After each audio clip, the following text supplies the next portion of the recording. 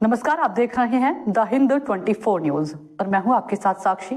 आई नजर डालते हैं आज की बड़ी खबरों की ओर। प्रयागराज सिविल लाइन परिवहन डिपो यूनियन के प्रभारी राजकुमार शुक्ला ने बताया, प्राइवेट वाहन चालक की मनमानी से परिवहन डिपो की व्यवस्था लचर होती जा रही है, जिसका मूल कारण है प्रशासन और परिवहन विभाग। उन्होंने यह भी कहा, परिवहन मंत्री के लापरवाही से समस्याएं जटिल होती जा रही हैं।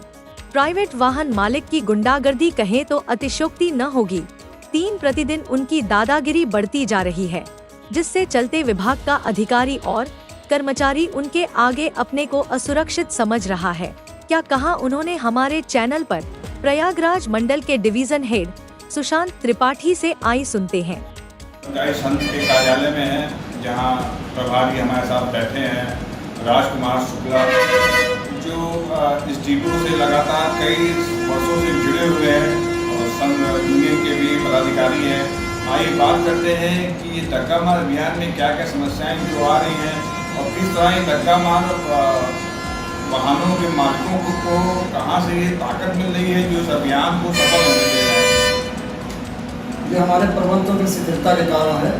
अगर जिस मजबूती से अगर जो है लगे रहे मुट्ठी भर जो है आपराधिक किस्म की जो है माफिया पर जो है धक्का मार जो है हमारे सामने लगा के बात है।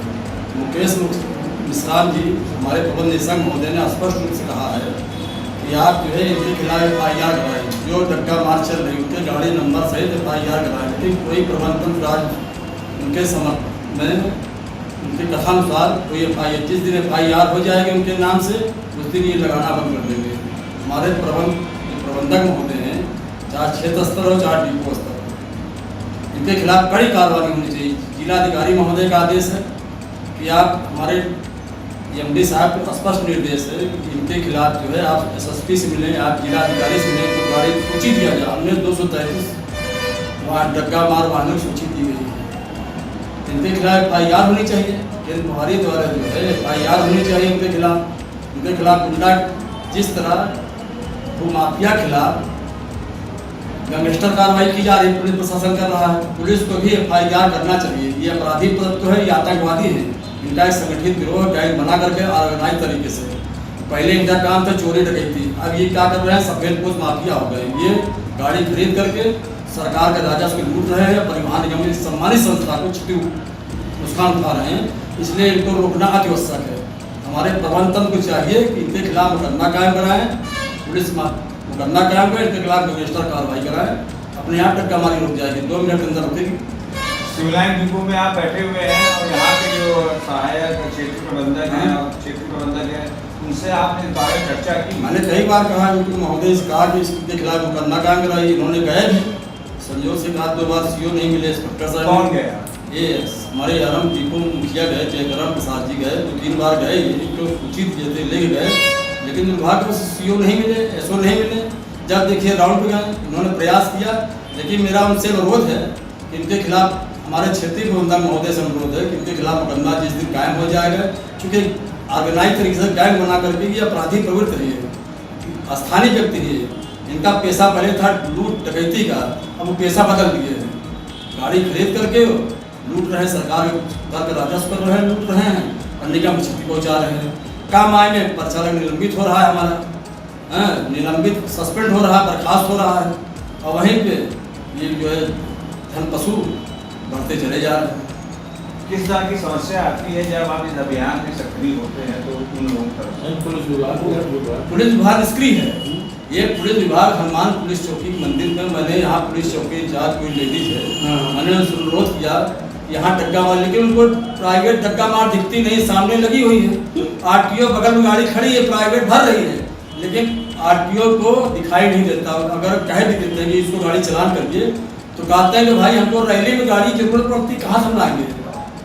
बिना परमिट गाड़ी चल रही, बिना प्रदूषण गाड़ी चल रही, कोई माने 1 किलोमीटर दायरे के प्रत की बाहर होना चाहिए, उनको 1 किलोमीटर के अंदर चल रही है, ये सब अवैध रूप से चल रहे हैं। तो पुलिस कार्रवाई करनी चाहिए, हमारे परिवहन मंत्री कार्रवाई करनी चाहिए, लेकिन परिवहन मंत्री को हटाया जाना बहुत जरूरी है।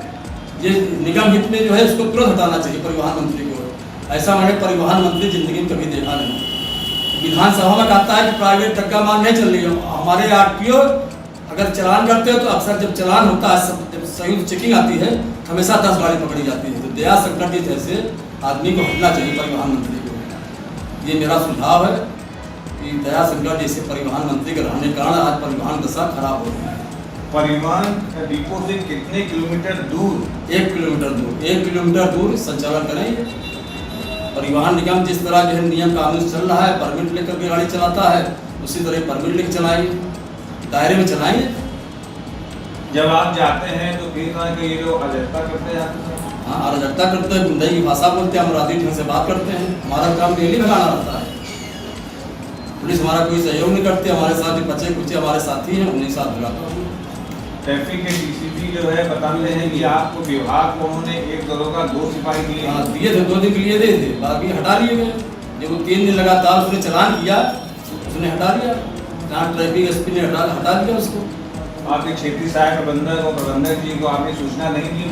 नहीं ना, असहाय है ना हमारे सहायक क्षेत्रीय प्रबंधक, क्या करें, लिख सकते हैं ना, लड़ सकते नहीं, अनुरोध कर सकते हैं ना। पुलिस कार्रवाई नहीं कर रही है बस। इसमें पुलिस और आरटीओ 2 मिलीभगत से आज धक्का मार हावी है परिवहन निगम पे। अगर हम इसकी लड़ाई लड़ेंगे, अगर ये अधिकार हमारे आरटीओ में हो या आरटीओ जगह हमारे ARM में दे दिया जाए तो 1 दिन में बंद हो जाएगा धक्का मार। जैसे पहले था 72 में जब ये राजकीय रोडवेज था, हमारे ARM को अधिकार था चलान करने का, परमिट का। ये अधिकार हमको मिल जाए बस, धक्का मारी रुक जाएगी। मैं क्या सुझाव चाहते हैं, मतलब किस तरह से विभाग सुझाव और मदद करे? सुझाव हमारा ये है कि वहाँ पर पुलिस हमारा सहयोग करे। जिला अधिकारी महोदय जो कहते हैं, जिस तरह पत्र में कड़े शब्द लिखते हैं उसी तरह कड़ी कार्रवाई होनी चाहिए। सन 72 में राजकीय रोडवेज था तो हर बस में माथे पर लिखा रहता था 1/34। 1/34 मतलब होता था 34 विभाग हमारे बलबूते पे जिंदा था। हम स्वास्थ्य विभाग पैसा बांटते थे, हम पुलिस विभाग पैसा बांटते थे। आज भी हम मजबूती साथ खड़े हैं, प्रॉफिट में है। इतना डग्गा मार होने के बावजूद आज हम मजबूती पे खड़े हैं। हम अन्य विभाग को जिंदा किए हुए, नगर निगम हमारे बलबूते जिंदा है, सेक्रेटरी विभाग जिंदा है, तमाम विभागें हमारे बलबूते जिंदा हैं परिवहन निगम के पद पे। लेकिन परिवहन विभाग खुद ही उसकी राजस्व क्षति हो रही है, खुद ही जिंदा है इस पर प्रश्न लगता है। इसलिए चिंता है कि सब टैक्स देते हैं, हम जो सामान खरीदते हैं, परिवहन निगम जिंदा है। इतना लूटने के बावजूद हमारा परिवहन निगम मजबूती साथ खड़ा है, फायदे में है। आप समझ लीजिए, इतना लूट खसोट होने के। देखते रहिए द हिंद 24 न्यूज।